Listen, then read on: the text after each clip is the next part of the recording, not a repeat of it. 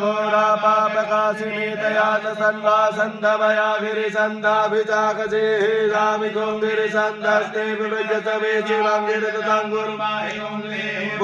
जगद शिवेन वत्सात्मा गिरिचाच्छापदामसि जिदानः सर्वमि जगदशुंसुमनासतजमोचदितिपत्ताप्रतमोदेभ्यो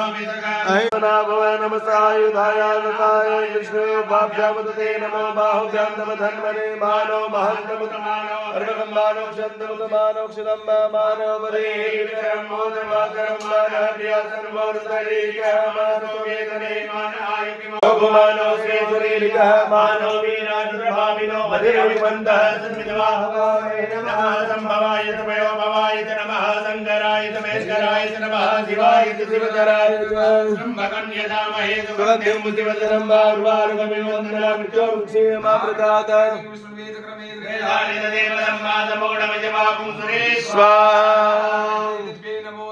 नमो स्मनन्दाय सहस्रमूर्तये सहस्रपादाक्षि शिरोरुभावे सहस्रनामने पुरुषाय शाश्वते सहस्रे नमः रायवां शरणागत जन्म मृत्यु जरा व्याधि पीडितं कर्म बन्धने आकथ तोरा शिवते